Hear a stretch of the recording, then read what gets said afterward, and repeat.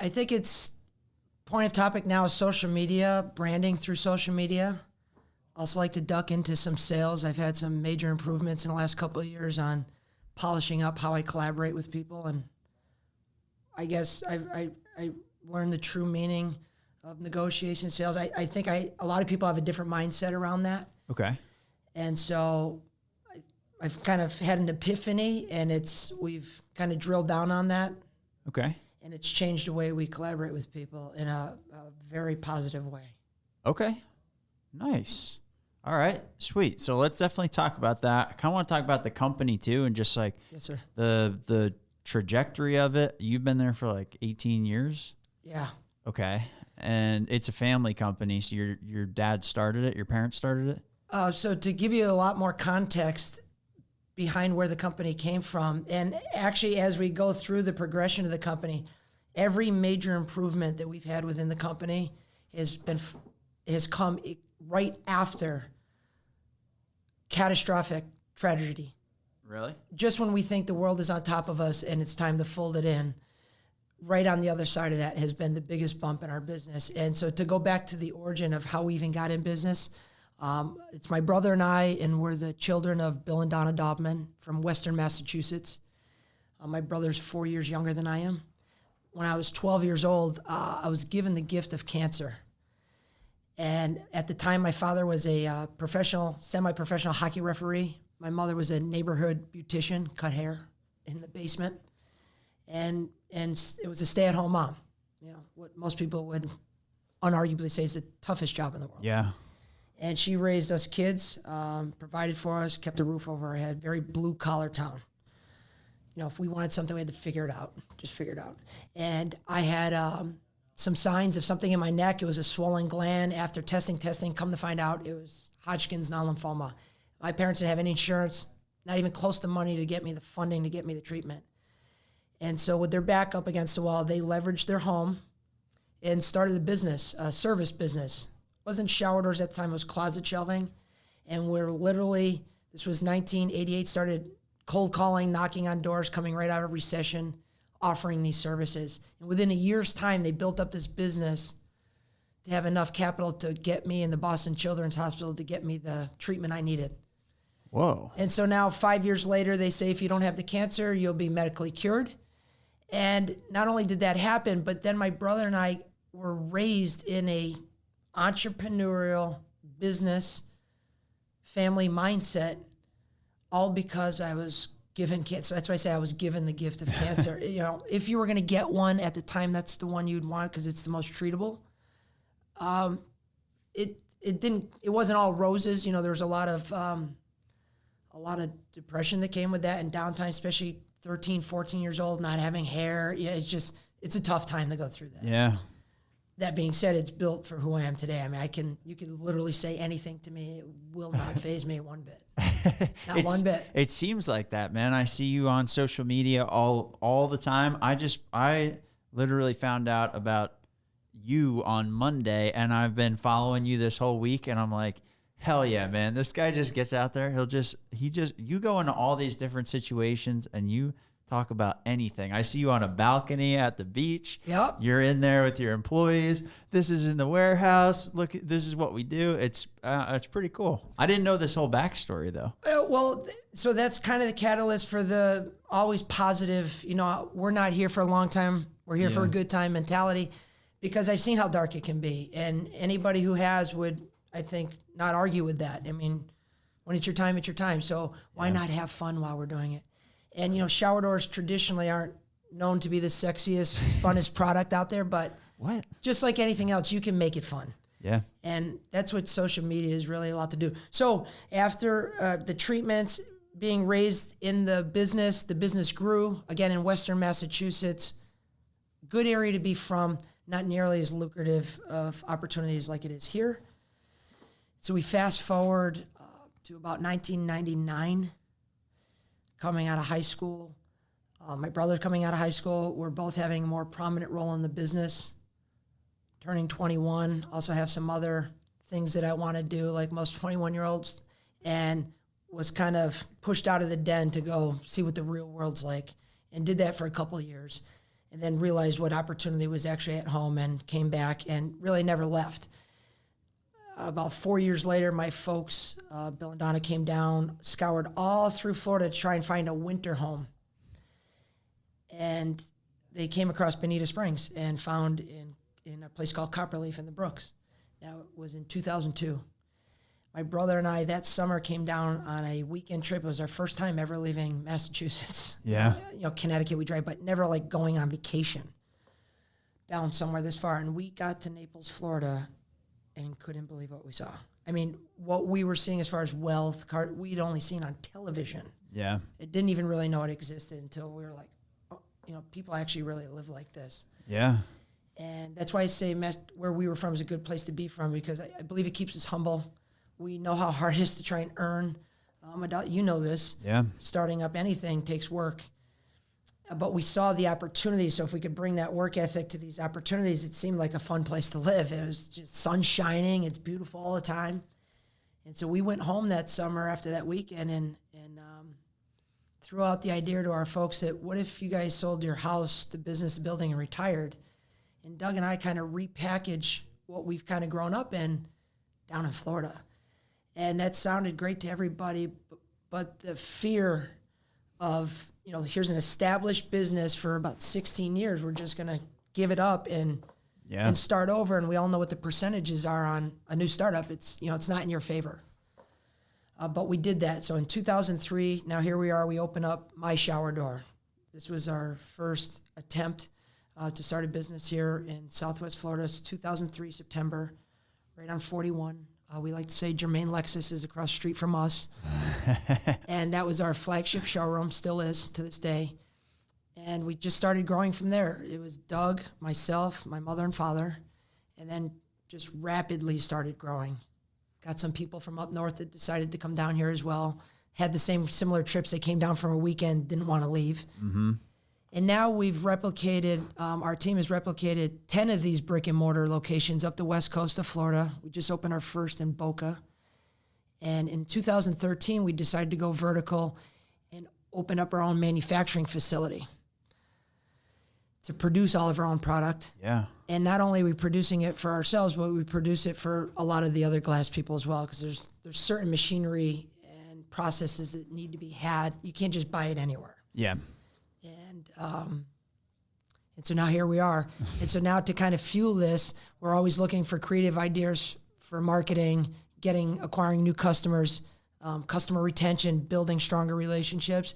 And the social media has really been one of the keys to allowing that, especially on a much faster scale. Yeah, I mean, you seem to, in the 4 or 5 days that I've been looking at it, you seem to have, I guess I'd say, probably like mastered it. I mean, I've actually talked to 3 different people from 3 different kind of career paths, and I was like, yeah, I'm talking to Keith from My Shower Door. They're like, yeah, that's the guy on social media, right? He's got like the post on LinkedIn. And I'm like, yeah. And they're like, oh, nice, dude, that's awesome. Like, you're like you've kind of made you're a little bit famous, I guess I would say, in that circle. But like, what have you seen that impact has had just directly on sales, on existing customer relationships, and then even on getting new employees and things like that? I mean, what kind of impact has this foray into social media had for the company as a whole?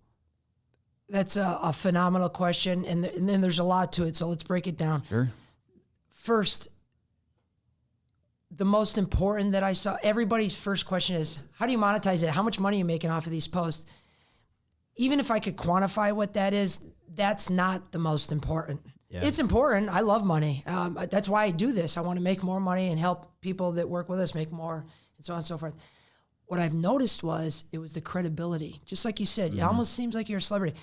In June, I've only been on LinkedIn, which is the first platform I've ever gone on social media. It was 3 years in June. And when I got on, I dedicated myself to getting 1,000 connections a month. And I did that for about 2 years, till about 25,000 followers. And from the direction of a gentleman by the name of Gary V or Gary Vaynerchuk. Yeah. The consistency of the post is what really was going to win the day. over those years. And it was tough in the beginning because I was very uncomfortable, like most people are, you know, putting yourself out there and vulnerable. Well, geez, I just did a post. I can't do another post. People are going to think I'm greedy. Yeah. And the fact of the matter is, when we're going through our posts, I mean, we're buzzing through hundreds of them. I mean, I forget more posts than I'm scrolling through, right? Yeah. So consistency of continuing to post relevant content. If you have a shtick or humor that you can add, for me, it's worked good for me because not a lot of people are doing that.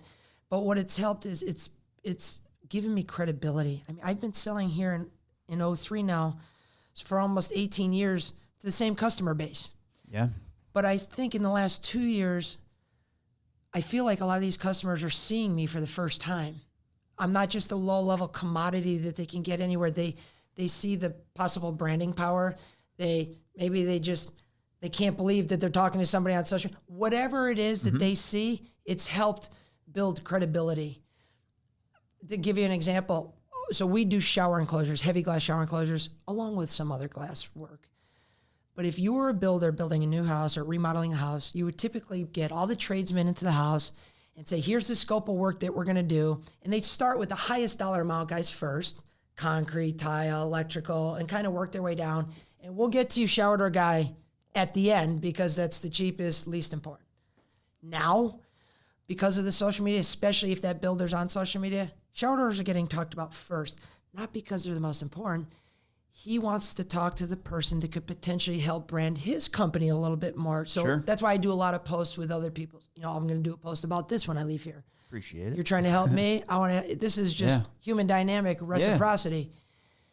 Yeah. And so starting to do that built so much more credibility with these customers to the point where maybe they're not even getting other bids.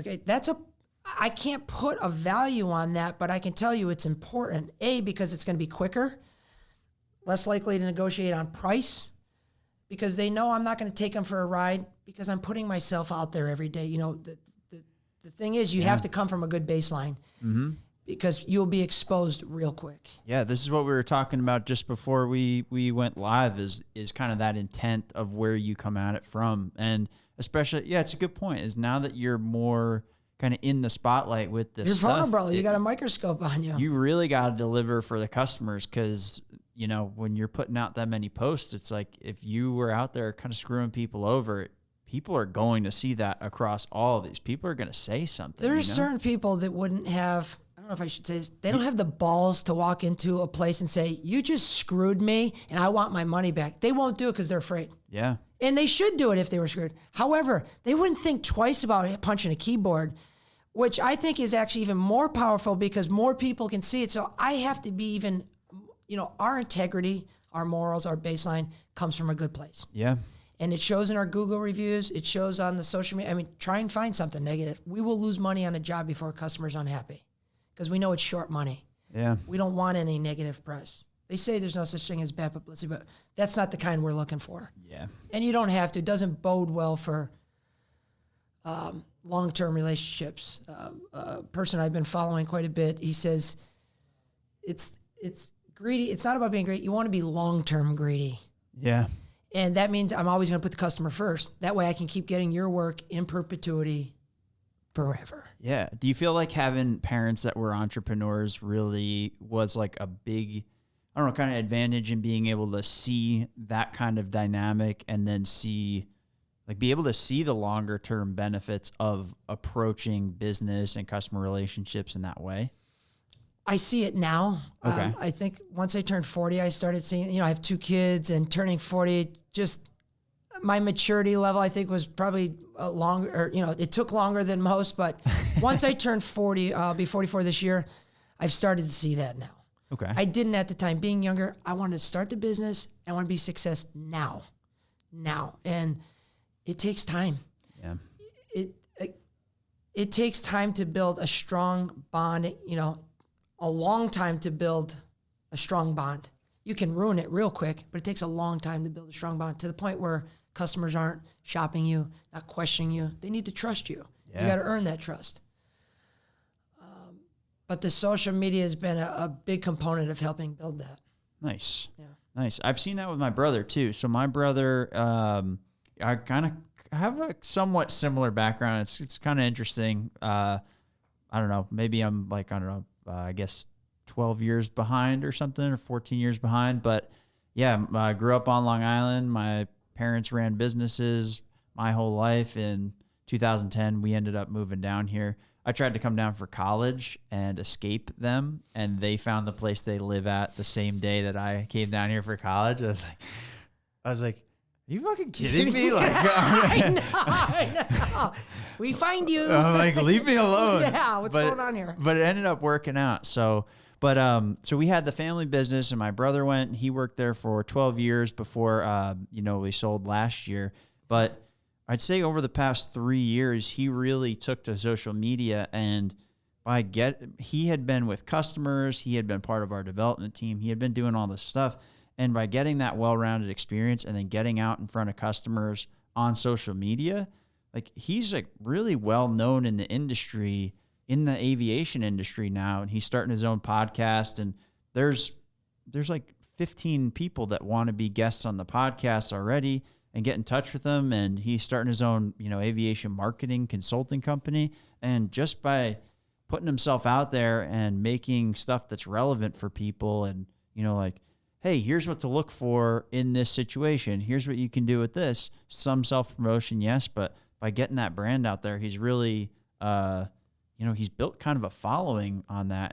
And it really is that kind of credibility piece that you're talking about. And there's so many tentacles going off that, but like you said, once you start branding yourself and people start looking and admiring and respecting, so many other opportunities are bred from that.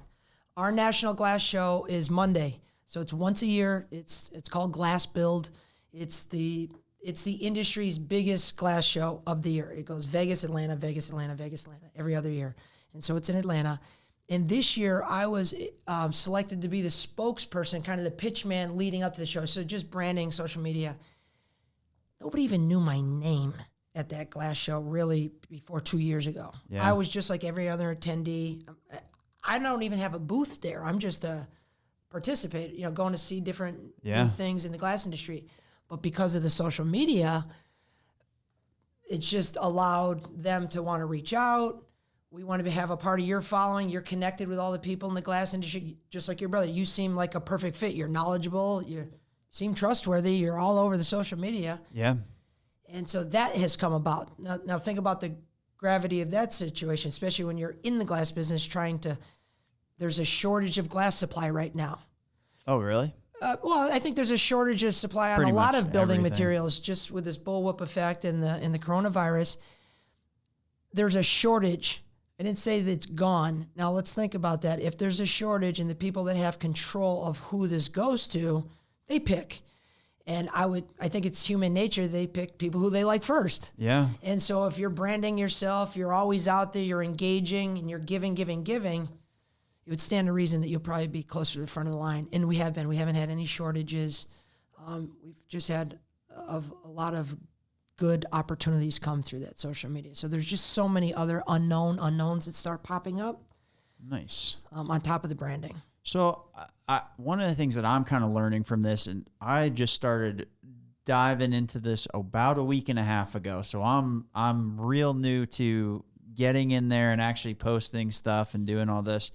But I'm trying to do something where I can like bring value to people, but also I'm realizing that it's the actual engagement with people that seems to be the most valuable. And by that, I don't mean like this kind of buzzword, like if you engaged your fan base or something, but actually when people post things, responding, like you did it with a post that I had, you put the comment on there. It was like, it's dynamic. It's not just a one-way, like let me boast and put things out there. It seems like really where it comes into play is getting that communication going with a bunch of random people in all these different kind of like, like these little different trenches that you've got going on.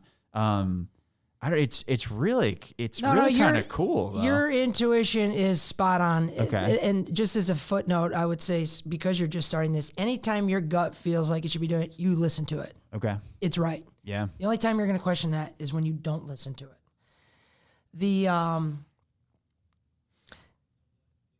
the courtesy, I don't know, not courtesy, but the kind of unwritten rule. If you're on my page and if I post a comment, I'll give you an example. A couple weeks ago, one of the people that are trying to sell us some machinery for our factory, because we reached out for some information, came up on one of my posts and commented, because I was in the factory, and could give two shits about the content that I was putting out there and used it as a self-promotion billboard, not only to try and hook me, but the people following me.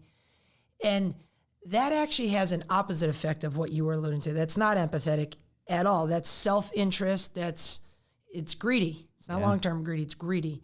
And so I can't even deal with it. I'll delete that off the page immediately because I won't do that to somebody. Yeah. And so as much content as you can engage in and bring some practical, people post, and truth be told, they want a response. Yeah. You want to know that you're helping somebody. You want to know that what you're saying is enjoyed. You want to know that you're respected for doing it, and it'll encourage you to do more. And so if somebody replies with a very insightful comment and it helps engage and kind of kick off the conversation, you're never going to forget that person. Mm-hmm. And more than likely, you're going to end up engaging in their content. And so now your followers go there. It's so short-sighted to go into someone's comment section and just poach for your own benefit. Yeah. Because most, I'd say half of the people are going to either delete it or defriend you. Yeah. Especially if they're serious about it, because they don't want to be associated with that. Conversely, the person that brings an insightful comment helps promote more engagement in both your company is going to get a lot more in the long run. I'm going to start watching more of your stuff. I'm going to engage more. I'm going to share it more. And at the end of the day, that's what we want. We want to promote each other. Well, and it's that autonomy that you were talking about before. And that's really what I've noticed in sales too. And I definitely want to pick your brain on this because you've got many more years of experience in sales than I do. But like that autonomy piece is huge, of giving people that ability to make their mind up about you. But part of that is you have to bring something to the table for them, not necessarily like, sometimes transactional sales happen and it's magic. Awesome. Hey man, I saw your post. I definitely need a shower and like glass encasement. And I like this, let's do it. And there's not much to it, but like if you the business isn't built on those. Those are layups. They come. Those are the after working hard. Those low hanging fruit. Those are the Thursday afternoon at 5:30 p.m. when you're ready to I'm ready to close this business. And that person calls and you're like, all right, okay, I could keep going. Good karma. But like you have to put that stuff out there in terms of, hey, here is something that you maybe didn't know about X. Like, have you considered this? That kind of engagement doesn't, and it kind of mirrors social media in that way. Now that I'm getting the wheels turning, but that kind of mirrors the sales process. When I would send out cold emails to people and things like that, I initially started by, let me write you this long paragraph and this long essay. And then it came back to, let me send a 2-sentence thing and ask an important question that maybe they hadn't considered. And I would get 25% response, which in the email world is huge. But like, that's kind of how real conversations happen. If I were to just come to you when you walked in the building, we're like, hey, did you need any podcast production services? Because I have a podcast it's like, you'd be like, dude, what is going on? And you're not preserving my autonomy. Yeah, I'm like imposing. You're projecting to me. It's exactly your will on me. Yeah. Which is the opposite of preserving someone's autonomy. Let's break down the email that you just talked about. So the gentleman that I learned this from, you should look up on social media. His name is Chris Voss. Yeah, the FBI. Yes. Yep. And so I got a chance to study with his son, who was raised obviously by his father and learned all this from a very young age and delivers it in a culture language that I think we would be more, his father's is more sexy because of who it was attached to the FBI, but his son worked for Verizon and just has practical business experience similar to what we're talking about. So I had a chance to study with him. And in the way of preserving a customer's autonomy, I've gotten out of the habit of asking yes-oriented questions. Because, like you said, if I walked in and it was a cold call and I says, are you looking to make more money? Do you like enjoying showering? Clean. I'm not just taking a pull. I'm fucking going somewhere with this, right? And there's a hook. And so you might go, yeah, instead of, yeah, of course. I've been waiting for you to ask me if I want to make one. Right. And so they got me to change and start with no. And because people feel more protected when they say no, I can still get the same answer. You just change the way you ask the question. Would you be against looking at different options for your heavy glass frameless shower enclosures? No. Yeah. Okay. Now, I got the same answer that I would have if I asked a yes question, but you're more likely to answer that question in a demeanor that's going to keep going down a path so we can build some context because you feel that you've protected your autonomy by saying the word no. Yeah. He gave an example, and it hit with me. It might hit with you. When you were younger, I remember when I was 14 years old, I had some older friends, 16, had their license. Friday night, they're getting to go out. Hell yeah. I want to go. They asked if I could go, which made me cool automatically, but I still had to go ask mom and dad. And it's Friday afternoon, and a mother probably just knows as I'm walking up, hey, mom, no. Like, I didn't even ask yet. And she says, no. And then probably about a minute later, after sulking and turning around, she's like, okay, so what was it that you wanted? That's because she preserved her autonomy to have the power to tell me that I'm not going to be going out. But then also realized, okay, now I feel comfortable. I'm grounded. What is it that you want? Well, I really want to go out with my friends. And then before you know it, I was able to go out. But that initial no kind of quelched that elephant in the room, making it awkward. It preserved her autonomy and made her feel like she was in control. I think the art of negotiation is letting the other person have your way. And so getting them to say no like that is a real good beginning to it. I would actually start with it, especially if I started doing these emails. One of the emails they got me writing was, let's say you did a proposal to somebody and you thought, wow, we had a great first interaction. It just was perfect. They asked for a proposal. I sent it on time and they kind of went dark 3 or 4 days. And so I would send an email, one sentence only, not a paragraph, one sentence. You're more likely to get communication back and forth. I'd say, have you completely given up on this project? ? And again, I'm looking for a no, but it also, the underlining kind of subconscious thing is saying, are you quitting? Nobody likes to admit to quitting. And if I do say, yes, I've given up, what am I saying yes to? Because maybe he was going to give me something. Maybe there was going to be some other features and benefits that I'm not aware of. Now the fear of loss kicks in, which is a massive human dynamic. Sure. And so if I say, yes, I've given up, what am I standing to lose? Which we know is more important than what you're standing to gain. Yeah. It's way more important. Yeah. And so I would email something like this, have you completely given up on this project? I've emailed that line out and I did get a response. Oh, and you'll get it quick. Yeah, you get it pretty quick. Real quick. Yeah. In now, my case, what you do with it after that is he the was key. like, no, I have given up on this project. Yeah. Okay, but let's talk about that. Either way, you've bought yourself time. It's not a bad thing not to close the deal. It's a bad thing to take a long time to close the fucking deal. Yeah. Because time is the one commodity, that's our most important commodity for everybody, is your time.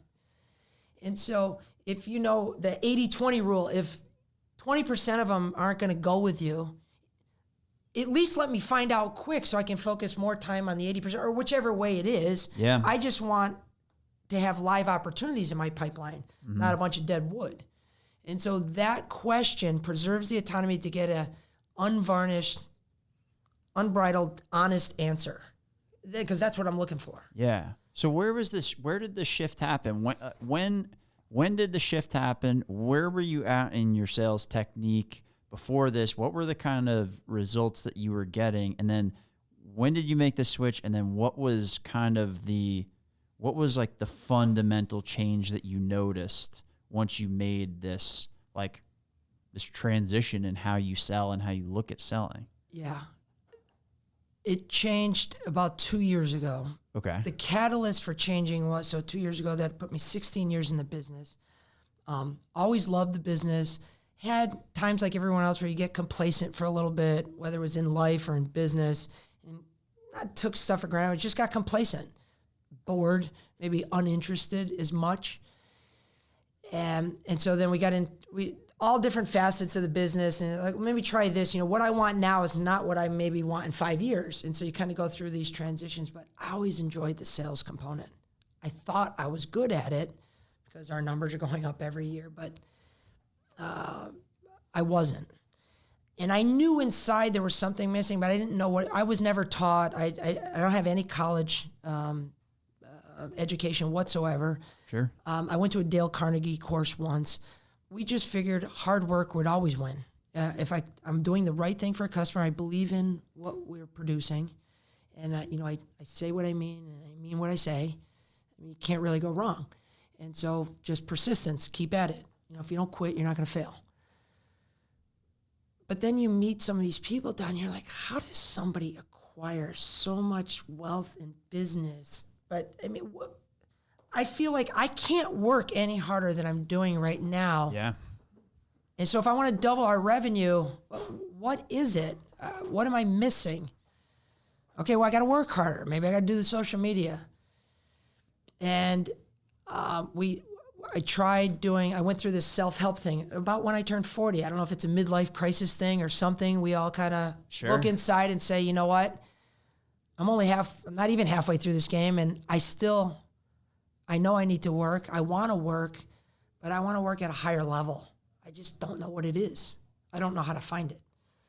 And then so I got on social media, and then while getting on there, I came across like Gary Vee, who talks about empathy, which is actually the backbone of what I'm going to tell you.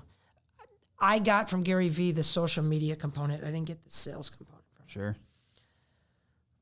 It was just too heady the way he was explaining it for me to see it at the time. Then I tried Grant Cardone, went through that whole university, and at first I thought it was sexy, it was fun. He was new. I don't know if you know him, but he's kind of brash. And we only did a trial period, and it just didn't feel right. Again, it was this persistence breaks down resistance, and that doesn't preserve someone's autonomy. Well, and it seems like it was just maybe like a slightly elevated approach from what you were doing before. Exactly. It was like more polished. It was like 1.2 instead of 1 to 2. It was whipped cream on a turd. It really was, because there was no systematic approach. There was no definition behind it. There's no reasoning. Just that's what worked for him. And by the way, he's built up a big business. It just doesn't work for my sales style. And then so when you start going through these rabbit holes of all these motivational sales, and maybe I got kicked into some artificial intelligence, whatever, but a master class popped up, and it happened to be Chris Voss with the Black Swan Group. And I could just hear, by the way he was talking, and it said it was the art of negotiation. And my hair was jumping out of my neck. Like that thing I was telling you about that I was missing, I instantly knew this was it. And I have an addictive personality as it is. So I went through and I listened to his masterclass only, maybe 30 times in about a 2-week period. Yeah. Like I studied every aspect of it. Then I read the book. How long was that masterclass? I think it's a 6-hour class. Okay. Yeah, so, just on like repeat. Oh yeah, on loop. And so he broke down not the art of negotiation with neuroscience. Yeah. Because now we have all this imaging and mapping of the brain, and we know what electrical activity hits here and what dopamine and oxytocin and what causes to release that, or the bad chemicals like the cortisol. There's stuff that we can do that can release that, and we don't want to release that. We want to mitigate that. And there's all these skills that to help demonstrate empathy. That's really the backbone behind this is empathy. And I think a lot of people confuse empathy with sympathy. It's a big difference. Mm-hmm. And showing empathy is what his goal is. He was the former lead FBI hostage negotiator, so good that he rewrote the book at Quantico and Scotland Yard.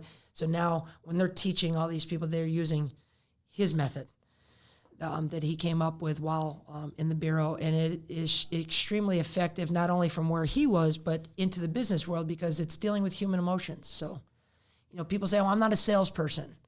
Well, let me tell you, if you say, I want or I need, you're in a negotiation. So it's, I need a cup of coffee, And depending on how I say that or how I ask, maybe I'll get a cup of coffee. Maybe I'll even get it for free. Yeah. Maybe you'll spit in it if I'm on my phone and I'm kind of shutting you off. Sure. So you're in a negotiation, whether you like it or not. You're in it. And so with your driver, Lyft driver, your parents, your spouses, I'll give you a really good example of this with my son. My son is 12 years old. I think he's addicted to his iPad, much like the rest of us. And by the way, I'm addicted to my phone. And he also likes to play with his friends. He doesn't like to clean his room so much, and eating dinner with us as a family is not a high priority, and I don't blame him. But my wife and I, we like to have dinner with our kids every night, and I love the fact that he'll play outside, but I'm also kind of a clean freak, so I like his room clean. And I just think it builds for better skills and organization as he gets older. That's how I was raised, and it's worked for me, and Sure. I want to carry that on. But I know he's going to give me a hard time. And in the past, before I learned how to deploy tactical empathy like this, we'd get into a screaming match and I'd yell louder and more fiercely. And eventually he would capitulate and run to his room and clean his room, probably slam the door, give the middle finger behind the door and say, hate my guts. Yeah. And then he'll clean the room, but it'll be a shitty job. Everything will go under the bed. And then he'll kind of walk outside and play with his friends. And that's how it'll go. And I'll get on my phone and I won. I've never experienced anything like this. I've never done that to my dad. I don't know what you're talking about. So tell me if you feel a difference with this now. So now we're getting ready to sit down at the table. His room is a fucking sty. His friends are already outside. Dinner's on the table and he's on his iPad. And I said, Riley, man, I'm about to tell you something right now, and you're probably going to want to run away. You might even hate mommy and daddy after I tell you this. And I wait, and he says, oh my God, I would never hate you guys. What is it? What is it? I says, now I got empathy now. How do you expect mommy and daddy to let you go outside and play with your friends if you're on your iPad and you didn't clean your room or eat dinner yet? And he kind of just stopped there and kind of just stared at us for a second, like, because the how question kind of put him on his heels, made him think. And with the voice, too. He says, well, mom's still cooking. If I run up and clean my room, by the time I come back, if the food's ready, can I go out and play then? And I looked at her and says, that's a great idea. And boom, it happened. And even furthermore, not only did it happen with no yelling, no middle finger, no I hate my father's guts, the room was cleaned perfectly. Like he capitulated and followed through with it because it was his idea. It wasn't because I was telling him to do it. That's a big difference. Yeah. And so the empathy triggered that human dynamic of wanting to help. Yeah. And understanding, like, when I said, how are we supposed to let you do that? That's an honest question. But the deference in the voice is what really is kind of the mastery to it. And when that happened, I remember looking at my wife, I go, this is fucking gold. I mean, this is gold. Like, because I could feel my chest tight sometimes when I'm yelling at, you just go back and forth. I'm sure every household's had this at some point. It's like, there's got to be a better way. And I think they say that pride goes before the fall. You have to be able to get your pride out of the way and put the other person's interests first. And you generally have to do that because their intuition will pick up on that if you don't. It wouldn't have the same dynamic with my son if it wasn't genuine.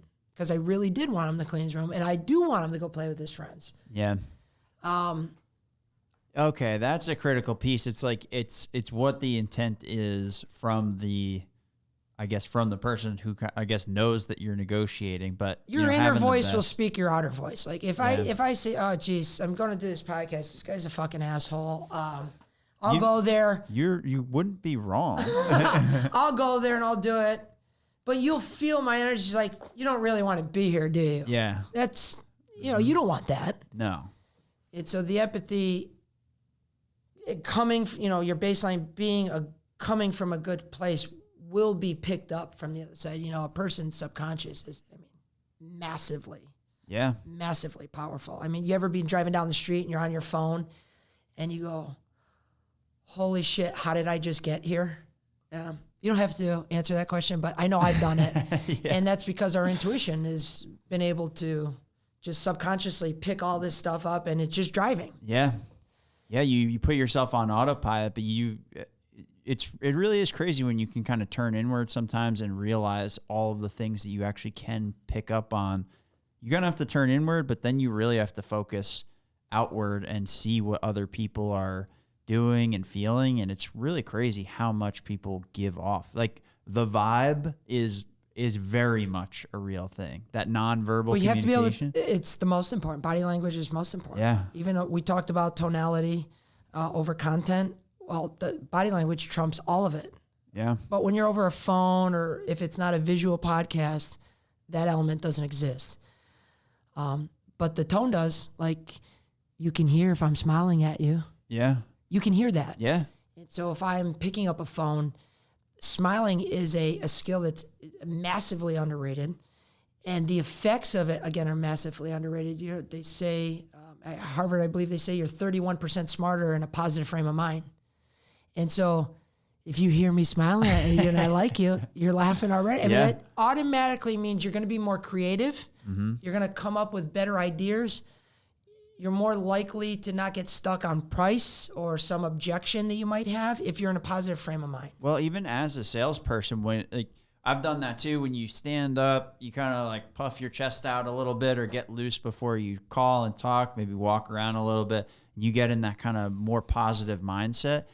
You also don't apply your own bullshit to that person. You know, I was just talking, I think I was talking to my friend Chelsea about it. And it really is that sales piece of don't project out to them your negative or limiting beliefs, or that person would never buy this, or that person would never do this because you wouldn't. That person totally thinks way different than you. But if you change your frame of mind to be in a more positive mood, you kind of do become more of like a magnet or like a lightning rod to where you can get out of your own way and then let them lead you where they want to go. Because that's part of a sales process anyway, is if you're a good salesperson, you're really trying to find a solution for that person. And like the best sales I've ever done is where I basically did nothing to sell and I just guided them to their own decision. That's how it should be. You know? That's the magic. I mean, that's what you're looking for in delivering these empathy, tactical empathy, as he calls it, skills towards the conversations are 1,000% directed at that concept of serving, feeling, protecting their autonomy, not casting out my projection on you. I'm not value propositioning you. I'm not trying to tie you down this yes momentum. I'm not doing any of that. Yeah. I'll even in the beginning of a conversation, I'll even make it so comfortable that I'll come out and say, at any point during this, if there's anything you don't like, please just stop me. We can go back and revisit, or we can come back a different time. Now they don't even have to worry about that anymore. Now it's gone. Because if they were thinking it and now I said it, it's gone. It'll disappear. The elephant in the room is no longer there. Well, that trust and that ability to communicate that piece is there too. Most people don't want to say that because, well, if I say that, then they're going to think they got to find something wrong. No, that's not. Well, it actually shows that you're trustworthy or you're confident. Yeah. Maybe even competent. Well, and if you find somebody that has to find everything wrong, well, just think of yourself. You can think of yourself as a detached salesperson, especially if you're in a bigger company where you're not servicing those clients. But man, if you have to go through the sales process and everything is like a question of whether you're trustworthy or did you do this and you said this, but it's really this, like, dude, that guy's going to be a nightmare as a customer. And you may miss a number, you may miss something like that, but you probably just saved yourself hours. You probably just saved your company tens, hundreds of thousands of dollars, depending. Yeah. You know, it's time.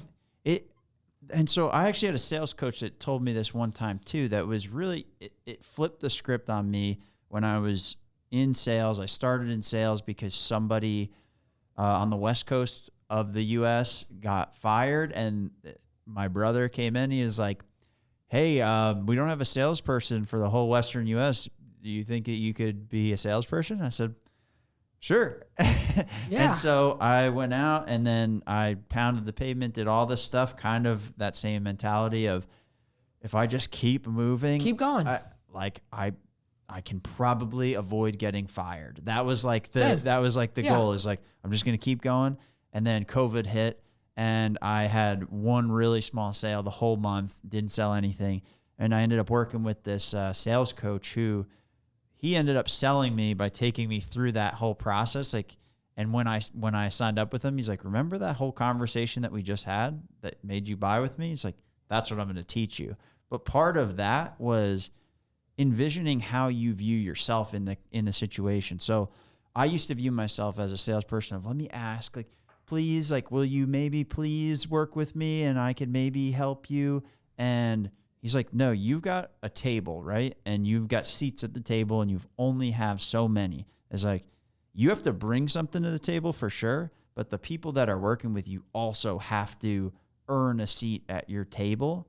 And you have to start thinking of it that way, because until you view them as equals to you, you're never going to be able to actually help them. You're always going to feel less than. And so you're always going to feel like you're asking or begging, and your autonomy is getting destroyed. My autonomy is getting destroyed, Yeah. and they're wasting their time because I'm not focusing on solutions. Yep. I'm only worried about myself and maybe your perception of me. And like, I hope you like me and I hope you don't think I'm bad, but I'm really just asking you for this.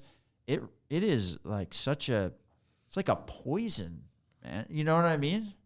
That was a big mindset shift for me. I mean, once I realized that the types of calls I was making, the types of activities I was making, the quality of the people I was bringing to the demos, the amount of people that actually showed up to the demos it was like night and day. It was crazy. How long was the course? It was really just like 4 online sessions that were about 2 hours each. You got a lot from it. Yeah, I got a ton from it. And then after that, I worked with the company I was at. They brought in this sales consulting company called Close Loop, and I worked with them, and they had these different frameworks. They call it triangle selling. But when you said out there, when you were like the autonomy piece, I was like, dude, I know exactly what you're talking about, because that's how they structure everything, is really to be, you're coming at it as a trusted advisor, you're guiding them, and everything is giving them the autonomy to go the route that they want, and you're like a Sherpa helping them along. Vision drives decision. Yeah, absolutely. Oh, it's a good saying. Yeah, so if I could preserve your autonomy while highlighting your vision, you'll now feel like your intuition's going to tell you, we're tracking. He gets me. Yeah. He understands me. Ultimately making, hopefully, the decision with us. Yeah. Or whoever they feel they're connected to. Yeah. And so if I can figure out or either help create a vision for you or at least understand what your vision is by demonstrating it and preserving your autonomy, these are big, tall orders. But once you know the skills, it's gold. Yeah. I mean, it's gold. It is. Yep. No more value proposition. Yeah. Yeah. And coming up with those is a nightmare too. Yeah, You feel like you a don't fraud. even know if they like them. Yeah. We come in all the time. I know everything about our hinges, the sweeps, the glass. Maybe 30% of the customers come in don't even give a shit. Yeah. Who am I to know what they care about? So I want to not even necessarily ask, but roundabout way, find out what's important to them. What's their religion? What brings them in here? And so there's ways to tease out that information while building rapport at the same time. And then ultimately, hopefully collaborating. Yeah. So you're teaching this stuff at your company now? Yeah. So about 6 months ago, we hired a corporate trainer who myself and a cohort of mine that him and I kind of role play and have been doing this for 2 years internally, schooled her up. Her name is Jessica. And so now all of our new hires that come in go through a 4-week tutorial into our business of product knowledge, sales, and collaborating with customers. And this component is the main focus of that training period. Yeah. That piece. Yeah. The empathy for sure. Wow. Okay. Yeah. So you rolled that out 6 months ago? Yeah. Okay. What's been the result? Massive. The amount of I guess the KPI that we noticed the most was the closed amount of deals, the percentage of closed deals versus the amount of opportunities we're getting. So historically, we see about, on average, how many opportunities are coming in weekly and monthly. And then you see the close ratio. Well, how do those opportunities, how many of them were even real opportunities to begin with? But we considered an opportunity because we didn't know how to ask or how to proceed to even see if it was someone just looking for information or using us as a competing bid. People do this. Yeah. And it's argued maybe even 25% of the people, before they even come into the showroom, have no intentions of buying. They're there for information. It's probably even higher than that. Probably even higher. People would have to admit to lying, so I think it would be tough to get an accurate number. But I know from personal experience, if my wife and I were going in to buy a mattress, I don't like going to shop for mattresses. I like to play golf on the weekend, go boating. So we would be in the parking lot and we'd say, hey, listen, we know this is what we're looking for. Here's our budget. Are we both on the same page that when we go in there, this is his to lose, hers to lose, as long as they don't fuck it up and are just a-holes, and they have the product we want for close to the price we're willing to spend. Are we willing to pull the trigger? Yes. Okay, I think a lot of people have those conversations. They know before they go in if they plan on doing business. So now it's up to us to introduce ourselves, to walk them through the process, to find out what it is they need, and hopefully build trust in a bond in a short period of time so we can be a part of that 80% that plan on buying anyway. Sure. But the key is, as soon as they come in, to find out if they're the 80 or the 20. Are they the ones looking for a competing bid, or are they the ones that generally want to be helped? Yeah. And so delivering this information now to all our upcoming salespeople is going to buy a lot more time so they can hopefully wean out the ones that have no intentions of buying and filter or qualify on the ones that will. And that picks up a lot of time. Yeah. You'd be surprised how much time you waste on jobs that you're really actually never going to get. Oh, yeah. Pushing to disqualify is a big thing that you have to get over as a salesperson. And I say that like as a casual line that I throw out, and I fall right back into it. So what would you say in that scenario? The old Jordan Belfort, sell me this phone. A lot of people hate that, actually. Yeah. They hate it because they're not prepared. Yeah.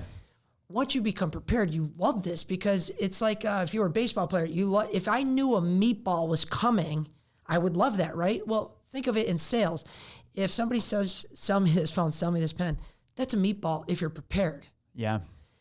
And when a customer walks in, the first thing that you say in regards to sell me this phone,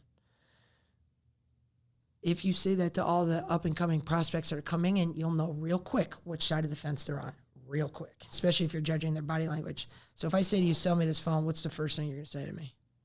Hey, can you call me real quick? Yeah. I could call you. I don't know what that has to do with the sale of this phone, but when they say, sell me this pen, first thing I would say is, how long you been looking for a pen?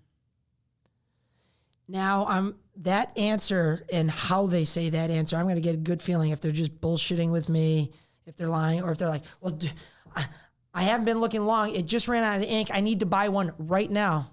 Right now? Yeah, right now. Okay, here you go. Versus, you need to buy this pen because it's got a click. It's got a click. It's got the Bluetooth. Best gel you've ever seen. Yeah, it's got lipstick on the end of it. Value proposition. And I don't know if you're actually a real customer or not. Yeah. I don't know. So the how, right out of the gate, how long you been looking for this? What type of pens are you typically like when you're buying a pen? I'm going to field questions that are going to get context, and I'm going to be able to judge the way you say it and the words that you're saying based on that question. If you're lying, you'll probably have one answer ready. You won't have the next one. Yeah.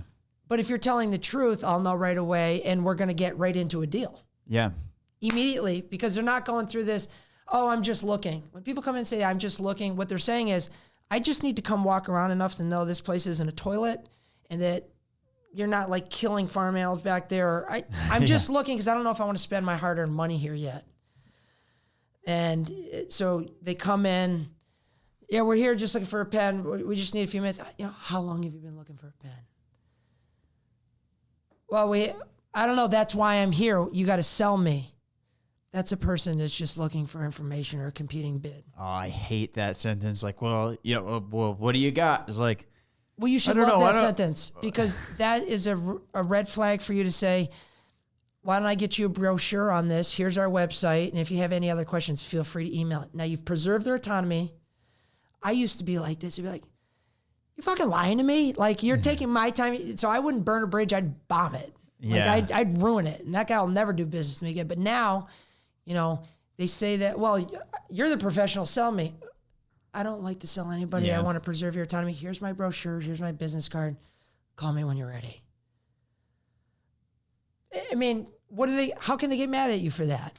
Yeah, it's the worst thing is that they go, well, actually, no, okay, hold on. Well, actually, now there is something there. But if there's no intention of ever buying, why are we wasting each other's time? Yeah, just look around, do your thing, like preserve that autonomy, and just keep going. And who knows? Maybe in 2 years he's a massive developer and he needs 1 million shower doors. I don't want to ruin that relationship. I want to preserve it. Yeah. Yeah, you got to, it's that long-term greedy, you know. Long-term. And so I need to make best use of every one of these opportunities to make sure there's actually a real opportunity and it's not a fake one. And then if it is a real one, I want to make it a strong one and bond with them, because I genuinely want to help them and I want them to continue to do business, and I want them to tell all their friends about it too. Yeah. So what do you look for in new salespeople that you hire? I mean, just beyond, I guess, even in the personality. Okay. That's going to be the number one. Anybody that's coachable, people that want to learn. That might sound cliche, but if you'd be surprised how many people are stubborn in their own ways. I mean, I was until 40, and I realized, I can't be this way. I'm not going to grow anymore. So coachability is one thing that's massive. If you're able to be coachable, that means you like learning and you're not in your own way of trying different things, because typically uncomfortableness is the barrier to entry to anything new. And so if you're not even willing to attempt to get through that uncomfortable stage, you're just never going to grow. So coachability is probably one of the main things. Okay. And now, even furthermore, I'd like this, anybody that's looking to work at my shower door, D3 guys, and especially in the sales capacity, love to have a network of followers already. I would tell, if I was speaking in high schools or college, and anybody that's on social media now, I would connect with as many people as possible. Well, I'm in banking. It doesn't matter, because you might not be in banking forever, or I'm in whatever it is. The more people in your network is going to be the more opportunities for problem solving, contracts, networking. Mm-hmm. I would get on as much social media as possible. Because if I'm looking at two candidates, both are coachable, and one's got 1 million followers and the other one has 0, I don't know why I wouldn't take the person with 1 million followers over the 0. Well, and you also can kind of get a gauge for that comfortability level, because a big part of the social media stuff is really getting out of your comfort zone. I have this, when you were explaining the initial thoughts that you had of like, well, I just made this post. I don't know if I want to make another post. Are people going to like my post? And that's like that word just banging around in your head. It's very much that imposter syndrome type stuff. You felt it when you started? I feel it now. I feel it with everything I'm doing, dude. I've got all of this camera set up, all of this stuff, and it's like, cool, by the way. Thank you. I appreciate it. But I would tell you, if you could get in the habit of feeling uncomfortable, you will catapult to the top, maybe not the top, proverbial top, much faster, a much quicker bell curve. You'll climb a lot faster if you could get comfortable with feeling awkward. And on a neurological standpoint, if you're aware, when you start feeling uncomfortable, you're starting to build a new neural pathway, and that's why it's feeling uncomfortable. And the more you do that, I think it's between 60 to 70 times of anything new, you get to a point of massive comfortability. And so start getting in the habit of like brushing your teeth with your left hand instead of your right hand, and just really trying to do everything to make yourself uncomfortable and get used to that feeling. Oh yeah. That's where the biggest changes in my life have come. And I kind of reflected on this maybe about a year ago, and I realized it. And then I just realized it a couple of days ago over the past year, but really that's kind of been my MO since I've been a kid. We lived on Long Island. We lived in a town in the middle of Long Island, but we'd go out to the east end of Long Island every summer for a couple months, and I'd live there, and I'd come back, and like you have kind of the distance, the friend groups, you end up getting a new friend group, and you end up doing that. And then I was like, okay, I got to leave Long Island, came down here for college, really didn't know anybody, was in that spot. I've done road trips around the entire U.S. I've worked, I don't know, maybe 10 different jobs at this point. And then when I was at Flight Docs, it was just like, okay, can you do this? I'm like, I have no idea. I'm going to try and I'll figure it out. And then either somebody gets fired or an opening opens up. Like, can you do this job? Like, I'll figure it out. And I just realized that that's actually where the biggest growths come from.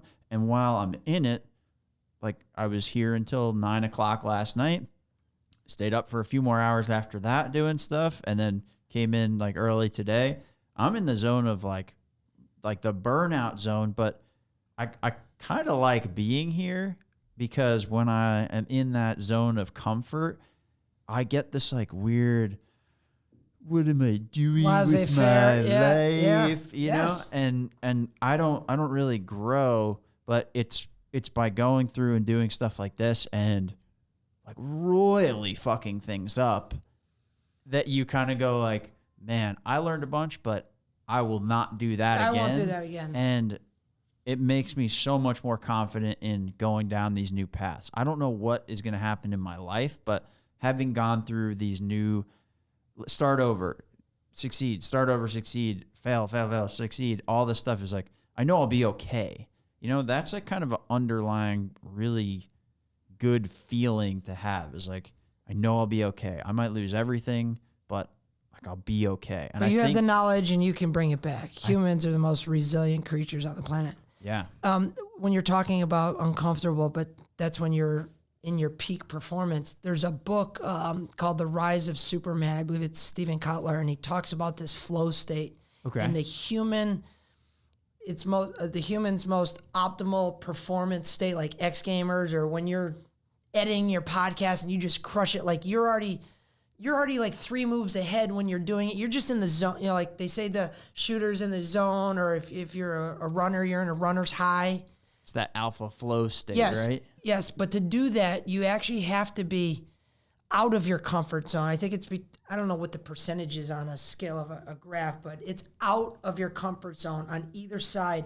Just like my parents go back when their kid gets cancer. They don't even have the money to do. I couldn't only imagine what this must feel like. I have 2 kids.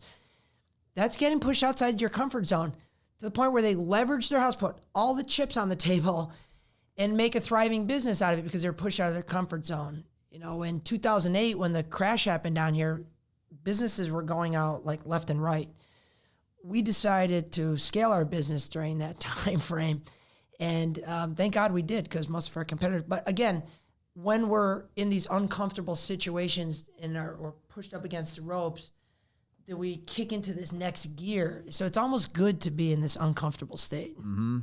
Yeah, it is. It is. I'm so thankful when I look back on it each time. Yes. And when I'm in it, it's stressful. Yes. It's all this stuff, but like these are the times that I remember. Yes, you know. Yeah.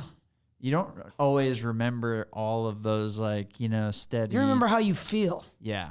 And typically it's uncomfortable, but then you get that reward. You know, you can't feel alive. Alive, yeah. You can't raise victory from the ashes of defeat if you're never in the ashes. Yeah. And so that's when, you know, the heat gets turned up the most and our creativity starts. Yeah. Dopamine starts flowing like the salmon of Capistrano. Yeah. Yeah. You ever get that twinge in the back of your head when you're not really living up to like the full potential? Oh yeah. Yeah. I always think of my dad, because he had that Theodore Roosevelt quote on his wall, the one that talks about like the man in the arena. Oh yeah. Have you ever heard that? Yes. And like, yes. I always just think about that whenever I'm like not really going for it. Like there's people out there that are really going for it, and those people are like living and crushing it. I'm not doing it. Yep. Even if they're like knocked in the dirt. Yep. Is like part of me knows that person is is not like better than me, but they're like besting me, if that makes sense. Yes. Somebody could seem like a total failure, but if they're living up to their like full potential, part of me goes like, man, I'm like, that's when the real imposter syndrome stuff starts, like, fraudulent, all that stuff. Because if you're not living up to that potential and getting out of that comfort zone, man, it's like, that's a shitty place to be. And people Depressing. like live their whole lives. Yes, man. There. People and time die goes, there. Yeah, that's sick. Yeah. That's sick. Yeah. Hope I never get there again. Me too. I'm sure we'll be there again, and we just gotta fucking figure out the way to get back out. But we have the blueprint out. Yep. And I'm actually gonna check out that Chris Voss course. And you said what is his son's name?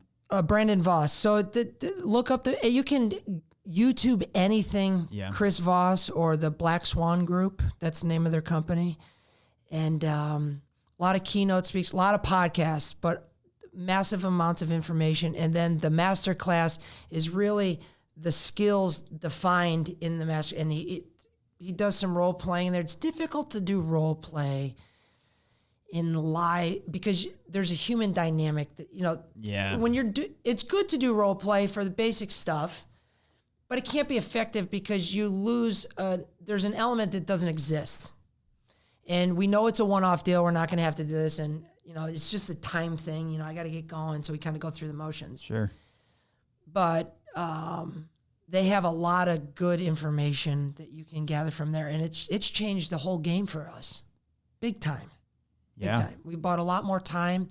The deals that we're doing now not only are more lucrative, but they're with customers that want to do business with us, and we want to do business with them for a long time. And it's just built greater relationships, and it's bought us a lot more time, less work, more money, because we're not chasing the deals that never had a chance of closing in the first place. Yeah. Yeah, agreed. And not being afraid to know that truth. Yeah. Yeah, hell yeah. It was a tough thing to swallow, but once we did, it's changed everything. Awesome. Yeah. Well, dude, thank you very much for doing this. Before we wrap this up, can you just tell people where they can find you, to follow you, learn more about the company, and then just some of the stuff that you guys have going on? And part of the reason why I reached out to you in the first place is I saw you guys were hiring for a bunch of different roles. So, I mean, if you can, please tell people about everything that you guys are, got going on. Absolutely. So the main component here is My Shower Door. My Shower Door measures, manufactures, and installs heavy glass frameless shower enclosures. We have 10 brick and mortar locations. We're actively looking to fill 14 open positions, all the way from installation, sales, and some accounts receivable in a variety of these locations. Resumes, job application opportunities can be found through our website or on social media, on our Instagram, LinkedIn, Facebook, Twitter accounts. Another component of the business is our manufacturing arm. It's called D3 Glass. D3 Glass manufactures all the glass in-house for My Shower Door, along with a variety of other glass companies up the west coast of Florida. And they're also looking to fill roughly 10 positions, anywhere from sales, order entry, and working on the floor. We got a brand new laminating autoclave that's coming in. It's a $4.5 million machine. Should be delivered next week. This will allow us to build impact rated glass, switch light glass, bulletproof glass. So it's a big opportunity for us. So there's a lot of positions that are going to be filled there. And then finally, the newest company, which is 4 years old now, is called My Architectural Glass. And that's where I hang my hat currently. We specialize in wine cellars, glass railings, and office partitions, conference rooms, glass offices, architectural glass. And we're actively looking for an executive assistant that knows SketchUp and would be good at editing content so I can continue. I'm getting yelled at from a lot of the higher ups because I do a lot of videos while I'm driving, but it is attached to my dashboard. So my hands are on the steering wheel. I'm not using my knee anymore. And I want to double down on the amount of content that I'm producing and getting out there. I just have a lack of time. And so we're looking to bring in a person in that role as well. So we have a lot of jobs open. That's what we're doing. And it's so cool to be here. This is like, I feel like a professional in here. This is really superstar. Hell yeah, man. Yeah. Thanks. I'm glad you could do this. So, Cool. yeah. And where can people find you on LinkedIn? I'm on LinkedIn exclusively. Just real quick about this. 3.5 years ago, I said, that's when I got on. My mother, who's 66, I shouldn't have said that.